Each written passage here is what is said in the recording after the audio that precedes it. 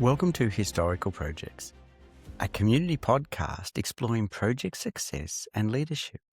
I'm David, your host, and today we're exploring a story that sits at the crossroads of engineering, economics, and human trust. It's the story of how ancient Rome built one of the most sophisticated, high-fidelity minting system the world had ever seen, and how over centuries that system fractured into an inconsistent, often chaotic coinage of the medieval era. This transition isn't just about money. It's a project lesson in what happens when technical standards erode, quality control collapses, and scope creep. In this case, currency debasement, and how this slowly destroys faith in the system itself. Today we are joined by Phil Bangerter, an accomplished engineer with over 40 years of industry experience who now serves as a thought leader in sustainability, guiding multinational companies along the way. Phil will discuss the transition from Roman precision to medieval chaos and the key lessons it offers. Phil, welcome to the show. Well, thanks very much, Dave. And look, I'm absolutely delighted to come here and talk to you about coins in the context of project management and leadership and all those sorts of things. We've had a great time together over the years talking about these sorts of things. I guess this is the first time we've brought together in a sort of my hobby and my interest around coins. So just let me apologize up front for a couple of things. I'm not a historian or a numismatist, nor a Latin speaker, so apologies to those professionals if I make mistakes and so on. But I am a metallurgist and a project manager, and these things are fantastic. I thought that I would take you on a journey across time, sort of a European journey, because we want to talk about the Roman Empire and the way that coinage went there. But it had lots of flow-on effects into Europe, and so I thought we'd go there. So if you're ready for that, Dave, I'd love to do that for you. Definitely. Okay, well, fantastic. Quite a lot of people these days know the price of gold and silver, but that would have been a nonsense question in the ancient world because the value of the coins was actually in the weight of the metal itself. So imagine yourself in Britannia in the year 79 AD. So this is when the Roman Empire is almost at its fullest extent. It's the year of the Vesuvius eruption and the destruction of Pompeii and under Emperor Titus. And the Romans have been in Britain for a generation or two, and it wasn't a very nice posting for the army. The legions, they were usually from a warm place, and Britain, of course, is Britannia. It was rainy and cold and so on. And so if you've got grumpy soldiers, that's not very good. So you had to pay them and pay them well, pay them properly. You had to do that with trustworthy coinage. So the Romans had coins, and this was the way that they distributed their wealth. Now, of course, there wasn't a mint in Britannia at that time. So what did they use? Well, they used coins from all around the empire. They had a very large mint in Rome in those days, but also others around the empire. And the key was that it was the same everywhere, and that people could trust it. So it didn't matter where the coin had come from. The soldiers knew that it was worth the money that it was meant to represent. And so it became a very centralized, regulated, and remarkably consistent. A denarius or a sestertius was minted in Spain or Syria. It didn't really matter. It was always the same. And there was great rewards for getting it right, quality, and punishments for non-compliance. It was a real thing. Later on, there was a decline, and the emperors became much more interested in themselves and so on. And things got a little bit tired. And as the empire fractured, so did the minting system and so on. But we'll come to that. Phil, are these coins as good as today's coins? Well, I don't know about as good, but they've certainly got a lot of familiarity about them. And today's coins have got inscriptions on them, and they've got, in Australia's case, we obviously got our king or our queen, and that's very, very familiar right around the world. So the Romans had emperors' coins and things that were important to them on the reverse. So the obverse is where the head of the monarch or the emperor is. The reverse is the other side, and it tells stories and so on.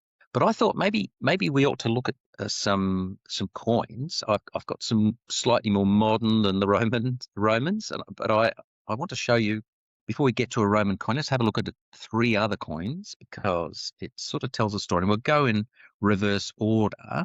I've got one here if you take a look at this, it's quite a large coin, and you can see the date there, 1797.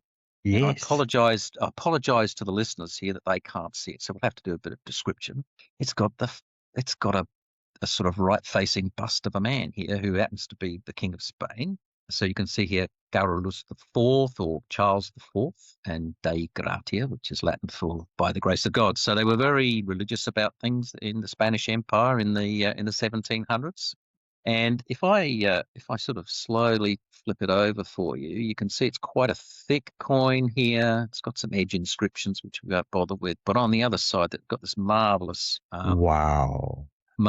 design here, which is with a crown on top, and then it's got a couple of pillars. These are the pillars of Hercules, meant to represent Straits of Gibraltar, and it's got a shield, or an escudo in Spanish, with the castles and lions on them. This is for Castilla y León, so Castile and Leon, and it's got inscriptions just like our modern coins.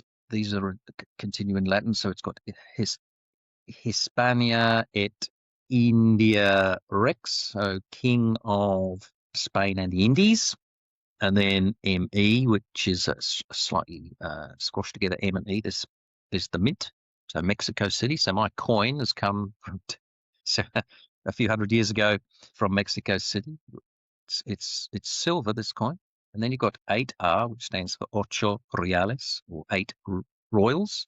This is the famous pieces of 8 that you've heard of in some of your pirate stories from the past. Very famous coin. The I and the J indicate who the mint master and the designer, or the engraver, I should say, on this coin. So you can see there's all sorts of messages here on these coins. And not everybody was literate, even in the late 1700s. So they had to have not just Latin script, but also iconography, so that people could recognize the coin and understand exactly what it was. So this is what we call a milled coin. Milled coin signifies that the molten metal was put into sheets, and then there was a constant pressure applied, so you could be quite accurate. You can see this is quite detailed, and you can be quite accurate with your pressure. And it was called milled because the power to generate it was done by, if you like, mills. So these are where you generate power, just like in a flour mill with a water wheel, that sort of generation. So that's a milled coin, and I think you'll agree it's rather marvelous. And it is fantastic. Not dissimilar to our modern coins. It's just made of silver instead of copper nickel, which is generally what coins are made of these days. The lines are very distinctive, the lines and the shapes and the definition. Right. So this is a coin from before 1800, and it would have been jingling around in people's pockets or money bags, and it's worn, of course, but it's still a very, very, very good design. So what say we quickly go back a couple of hundred years from this, and going to take you back to 1575. This time we're in England. And this coin doesn't look anything like as oh my goodness, regular or anything. But you can clearly read the date. That's very ordinary. 1575. Yes. So it's an English coin, and so the historians amongst your listeners will know this was the reign of Elizabeth I.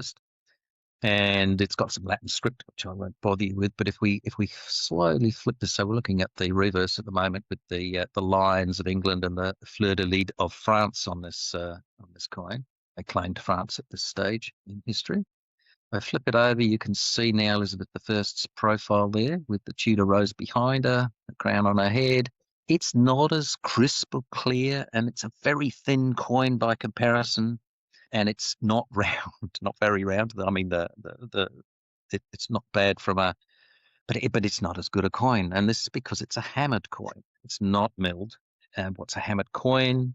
Well, if you can imagine that this coin would have been sort of cut out of a sheet of metal, and while it's still quite warm, some big bloke would come along with a great big hammer and smash the parts of the mold and create the imprint of, in this case, Elizabeth I's profile. So you can see it's a queen. It's definitely, you can see it's a woman. You can see she's got a high neck, clothing on, but it's not the same as looking at Charles IV's profile 200 years later. There's a significant difference. There is absolutely difference between and you can see qualities. Exactly. Now this is a penny, and I'm sorry, a sixpence. I beg your pardon. This is a sixpence, but it was made of silver, and it would carry the weight of Elizabeth I. Could see there's some snippings off there. People used to take edges off these coins and remelt over loads of coins and remelt the silver for the value. It's called clipping. So that's that one. But I'm going to show you this next one here, which is a penny from even further back in history. This is in the I'm going to say what date is this. This is from 1280, 1281. They don't have dates on these coins back this far, so even further back, another 300 years. And this is Edward I. Believe it or not, that's the king. You can see there, facing forward. It's almost cartoonish in a way to me. It's nowhere near as good a quality as Elizabeth I. It's got nicks and so on, and it's a silver penny. It's got a very simple design on the back, a little bit of Latin script, those 12 dots on it, and a cross. So Christian countries often put crosses on their coins, and they used to cut them along those crosses and cut them into quarter pennies or half pennies, rather than they didn't make a really small penny. This is medieval times now, and you can see the quality is not as good as the Tudor times and nowhere near as good as the Spanish Empire. So now I want to see a Roman coin, because based on this, I'm expecting it to get worse and worse. So take me through a Roman coin. Well, here we have a Roman coin, and I'm going to remind myself the date of this one. This is from somewhere between 306 and 308, an early 4th century coin.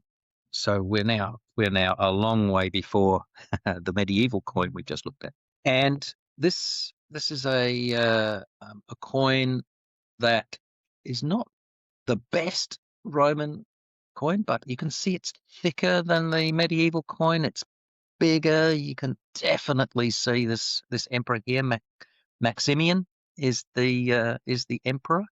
You can see it's got Latin script. You would expect that on a Roman coin, and that's him and his description. And on the reverse, there's a temple. Well, it's upside down when I flip it over. There we are. A temple. Some more inscriptions there, projecting the message of the emperor in this period.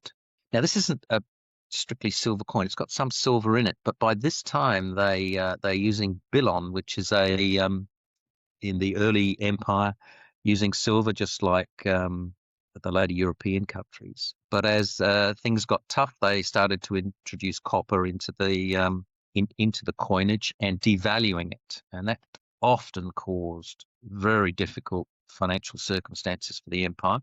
This particular time under this emperor, not too bad, but still, this has got less than 50% silver in this coin, so it doesn't look anything silver at all. Anything less than 50% is known as billon, so it's mostly copper with quite a bit or not much silver in it. And these sorts of devaluations that happen, it's just just started 1% copper in the coin and get worse and worse and worse over time. And eventually, people used to hoard the old coins because they knew that the silver value in it. There's many hoards being found in history. They can track these sorts of things. Britannia in 79 AD, absolutely first-class silver coins, and unfortunately they're very expensive, Dave, and I haven't brought myself to buy one of these wonderful coins. So how much would they cost if you bought one of those? They can be in the thousands of dollars, and with famous early Roman Empire, late Republic personalities on them, very expensive. By the time we get to this period, you can pick these coins up for $20, $50, something like that. It's very affordable, and you've got a piece of history. This is from 306. Again, who in 306 had this coin? I keep thinking the way they kept devaluing the coin must have been significant. Because I know it's almost like inflation, isn't it? It's like you've got a note that says $100, but you walk in and you need 100 of those to buy some milk. It'd be fascinating. They very much had periods of hyperinflation, and it took strong emperors to bring things under control to do that, and they certainly had that through the late empire, and as it evolved into the Byzantine Empire later, they had reforms, and they needed to when they had smart emperors, things got a little better. When they had egotistical emperors and those that were only interested in becoming the emperor, and so on, it could get out of hand. So, Phil, so to sort of summarize the Roman need, I mean, economic stability was a big thing. I mean, you mentioned it. They still had to pay their armies. The soldiers, if they weren't paid, got very grumpy, and of course they're the ones with all the weapons, so they had to keep the army very much on side. They used these coins for political messages. Again, most people were illiterate, so they had to have the iconography to do that. They needed some sort of standardization through most of the empire, and they sort of lost it in the late empire as the empire split up and so on. They sort of lost it. And there's some great lessons for us, I think, in terms of leadership and the project of the Roman Empire, or at least the project of the Roman Empire's coinage, are very much has some lessons for us. Phil, that is amazing context into coins that I had no idea about. I'd like to now bring this back to projects and the lessons that you can share with us. For example, have you ever worked on a project where strong standards held everything together until they didn't? Yeah, I guess I have, and I think most of the lessons out of the Roman coin to medieval coin story could be based around leadership, or at least the type of leadership that you might have. And I think a project that I was in where I wasn't the leader, and we had a change of leadership, and it sort of changed the whole way that the design of the mine was going, and it really seemed to have a purpose, and then suddenly it didn't, and we were a little bit at sixes and sevens, and the new person wanted their own way, and it just made things a little dysfunctional for quite some time. Indeed, it ended up with me leaving that company. It just so there was staff turnover. So I think that leadership around standards or ways of doing things and leadership style was a lesson there. So that's interesting, Phil, because it can be standards in terms of technical standards, Mm-hmm. like in coins, the Exactly. specifications, but then it's also in leadership standards that someone doesn't demonstrate the right behavior. So it can be either, can't it? Well, it can, and I guess you could use a Roman example of that in popular myth or whatever. The reign of Claudius was very much an expansionary time, and but after he died, then Nero was the next emperor, and that was a disaster. And the apocryphal story of Rome burning while he was fiddling with his musical instrument, that's a sort of an allegory for the loss of or the change in leadership. You're right about technical standards as well. I think I've got an anecdote out of project management. When I was the leader, I remember distinctly, as you know, engineering projects have lots of documentation and things get written up and decisions made and calculations made, and then that document is the official record of that, and it goes through several steps of review, and then it eventually gets to your client who reviews it. And one day I remember distinctly having a chat with my opposite number on the client side, and he said, "Phil, I think this particular document isn't up to the usual standard. I wonder if something has gone wrong, because it just doesn't seem to me to be the work of a 4-year graduated engineer. I don't think we should pay for it, as I'd like to suggest we get 50% of the hours back, because it's not, and please can you see what can be done to fix it." So I took it and read it, and I went, how on earth did this get through our systems of review and so on? So of course I gathered the senior engineers around and said, "Client's not happy with this document. Can we look at it?" And I've read it. It just doesn't meet the standards. So of course they read it and agreed, and the engineer, the lead engineer involved in doing those checks, said, "Yeah, that got through the system. I don't know how. I will make sure that is fixed." So I just admit, and this happened over half an hour after my chat with the client. So I was able to go back within 40 minutes to the client and said, "Oh, look, this just isn't up to. Forget we ever sent it to you. We'll get it. We'll get it done. There's no need to pay for the hours that was." And to be fair on the engineer that was the main author, he wasn't really that sort of engineer. He was much happier in a plant being operational and not in a design team. So that's where he ended up later on. Oh, back there, I guess you would say. So that's a neat lesson in quality standards going astray and then taking corrective action.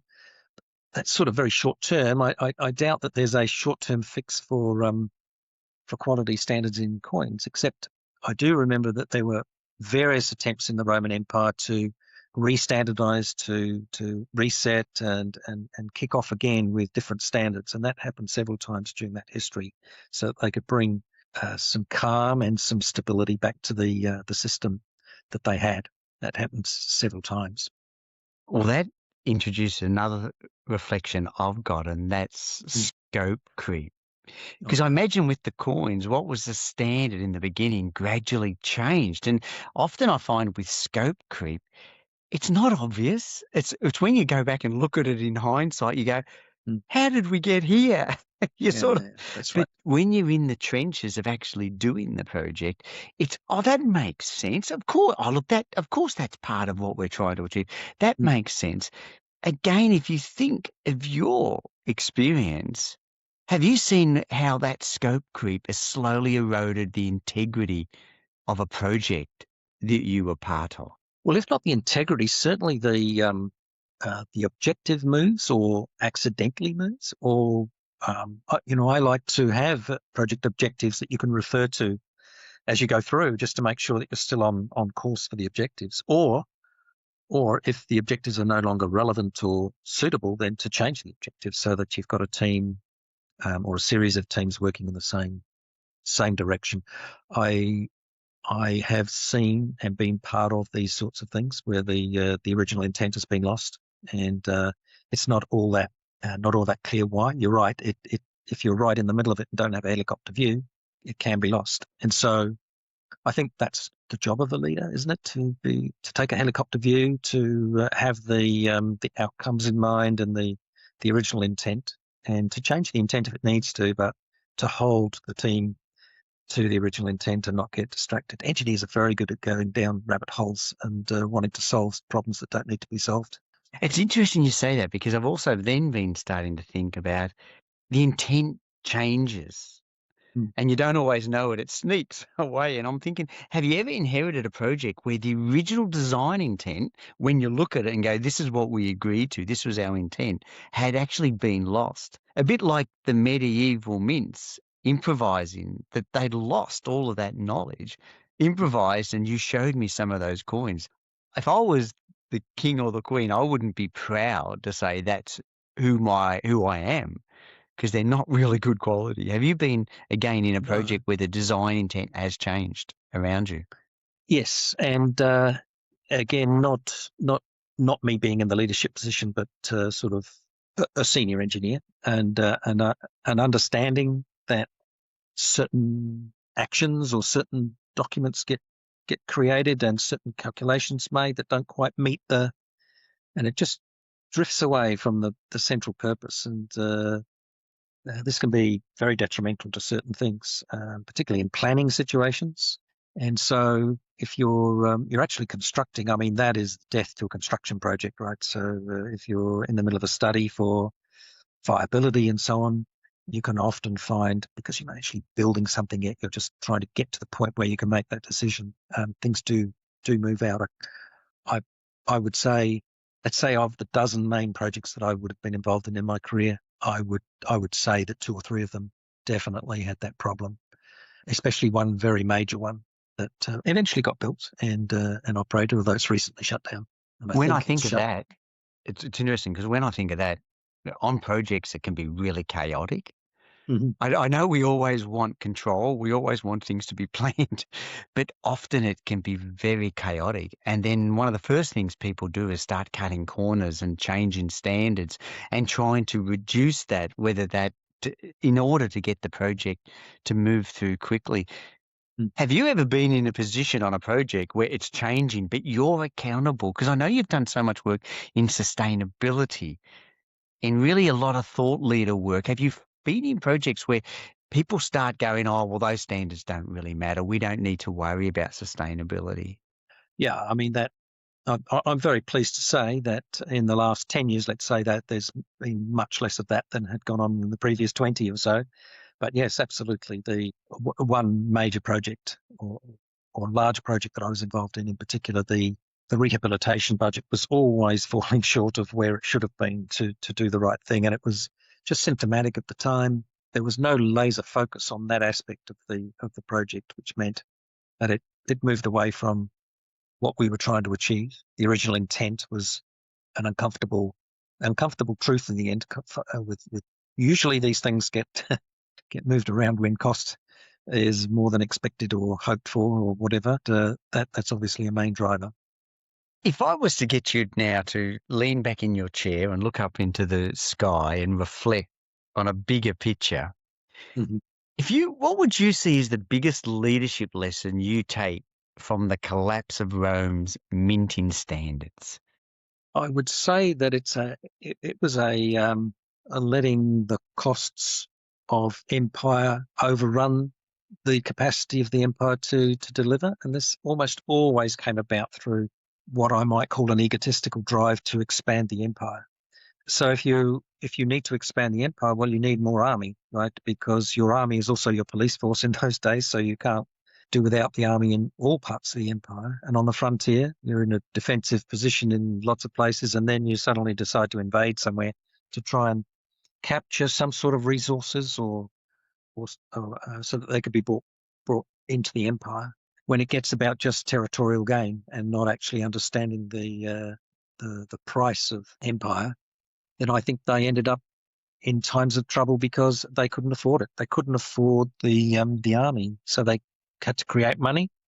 And if they didn't have the silver, they couldn't create the money, and so they created debased currencies. And debased currencies were the absolute death knell of many empires and countries over history, until the modern times, until the 20th century, when it was a deliberate debasement of currency that occurred in our world, much closer to us.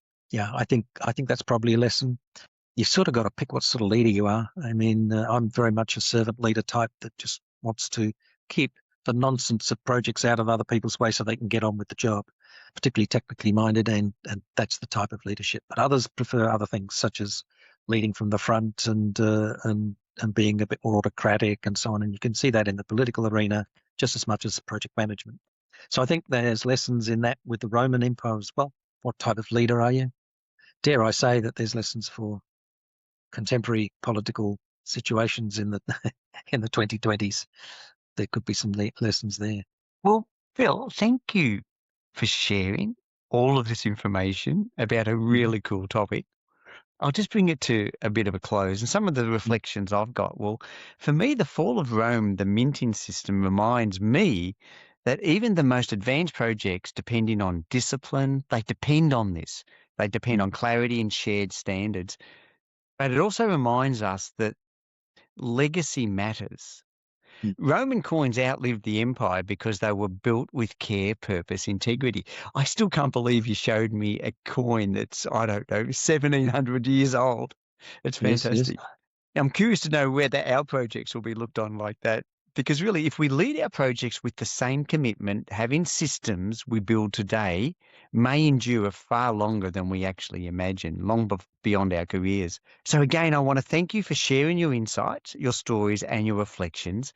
It's been a wonderful conversation. And to our listeners, thank you for joining us on this journey through one of history's greatest projects, coins. I'm David, and this has been Historical Projects, a community podcast exploring project success and leadership. Until next time, goodbye.